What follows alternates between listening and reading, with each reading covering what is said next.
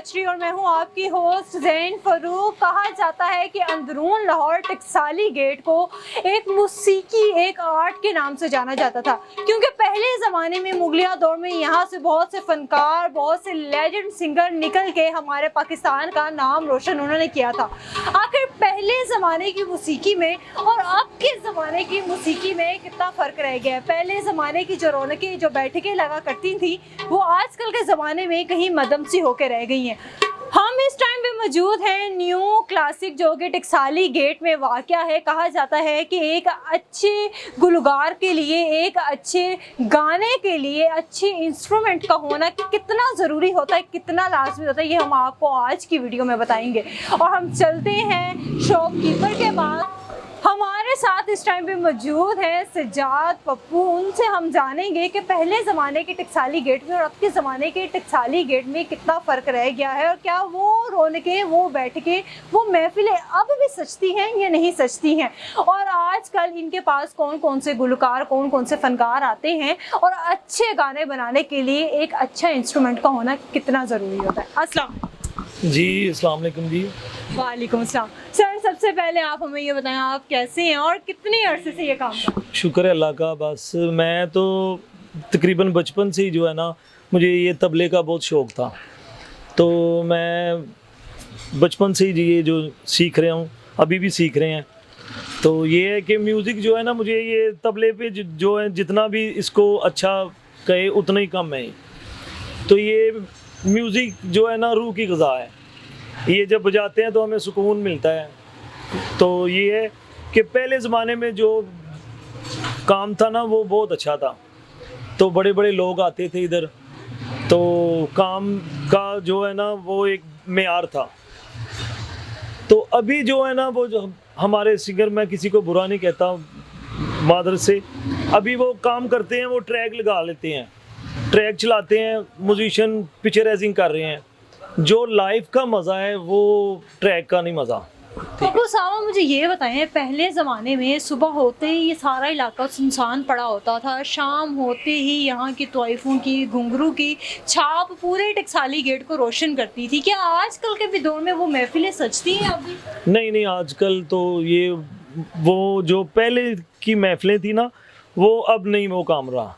अभी पहले तो ये होता था ना कि वो तोइफ़ें वो जो करती थी, वो ये काम, वो अपना एक फ़न पेश करती थी। बुराई उस ज़माने में बुराई नहीं थी।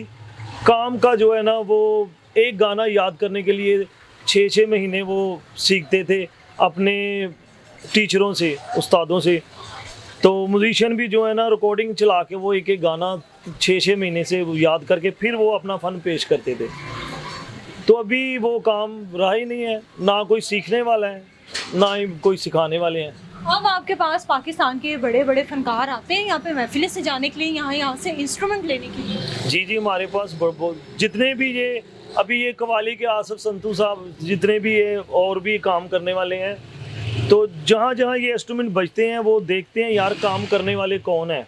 मेरे वालिद साहब जो हैं, मेरे ताया जी बशीर हुसैन गोगा साहब उनका नाम है, वो मैडम नूर जहाँ के साथ उन्होंने तबला प्ले किया है। जी, तरन्नुम प्रोग्राम ज़िंदगी तमाशा बनी, उनका ही तस्वर है, ये गाने मेरे ताया जी ने बजाए हैं। तो यही है कि अभी वो जो काम है ना, वो बाहर के जो लोग हैं ना, वो काम को जो है ना चला रहे हैं। तो इसमें हमारे म्यूजिशियनों जो है ना, वो बहुत आवाज़ आ रहे हैं, क्योंकि हमें वो उतना मुआवजा नहीं मिलता, तो ज़ाहिर हम परेशान ही होंगे। अच्छा पप्पू साहब, मुझे ये बताएं कि पाकिस्तान में जब मौसीकी का एक राग छेड़ा जाता है, तो लोग समझते हैं ये बड़ा फजूल काम है, बड़े फतवे भी लगते हैं इस चीज़ के ऊपर।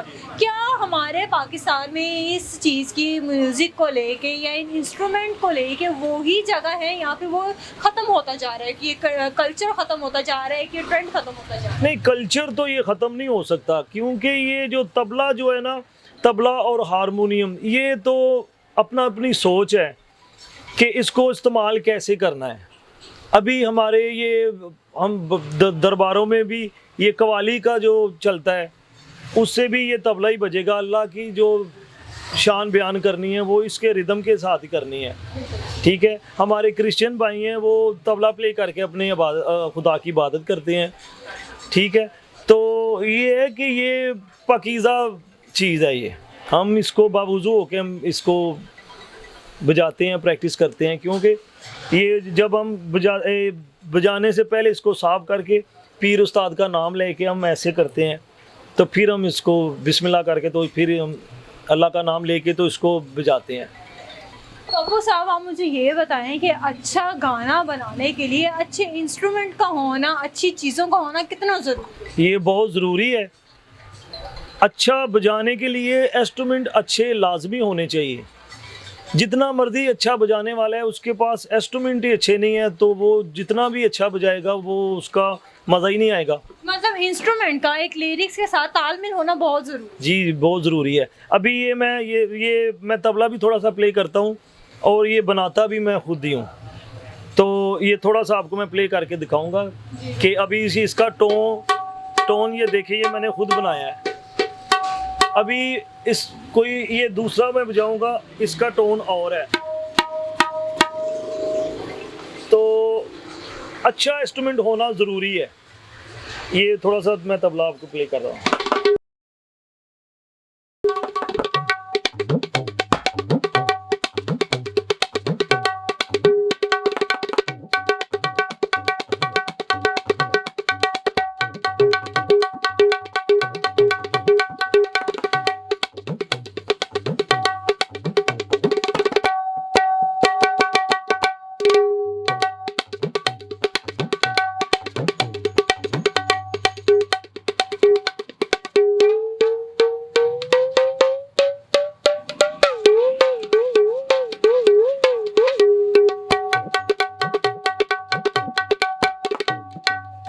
जाते जाते आप हमारी गवर्नमेंट को इस हवाले से क्या कहना चाहेंगे? जो बच्चे इस चीज़ में शौक रखते हैं, ज़ौक रखते हैं, आना चाहते हैं, आप उनको क्या मैसेज दें? ये तो बहुत ज़रूरी है आजकल बच्चों के लिए। ये जो ख़ासकर ये तबला है या हारमोनियम है, ये उनको सीखना चाहिए। जो आजकल का ज़माना जा रहा है, ये सीखने से बच्चे का नॉलेज भी बढ़ेगा, 100 बुराइयों से भी वो बचेगा। अभी हमारे मुल्क में इतना नशा चल रहा है तो वो सब नशे करते हैं, तो जिसको ये शौक़ पड़ता है ना वो सब बुराइयां भी छोड़ देता है, वो अपने काम में ही लगा रहता है। मतलब वो मौसीकी में आके मौसीकी का ही होके रह जाते हैं, दुनियादारी भूल। जो म्यूजिक माइंड आदमी होगा ना वो बुरा हो ही नहीं सकता। मेरा तो ये ईमान है कि जो भी किसी को गाने का शौक़ है, किसी को बजाने का शौक़ है, वो दिल का नरम होगा और 100 बुराइयों से भी वो बचेगा। आपको गाना भी आता है? गाना मुझे आता है लेकिन मैं शौकिया गाता हूँ थोड़ा सा। चले अब जाते जाते हमारे व्यूवर्स के लिए कोई 1-2 लाइन्स तबले के साथ सुनाते चलिए। नहीं तबले के साथ नहीं, मैं वैसे ही ट्राई कर लें। प्यार दिल में जगा, धड़कनों में समा, तुझको कसम मेरी जाना, आके न फिर दूर जाना। प्यार दिल में जगा।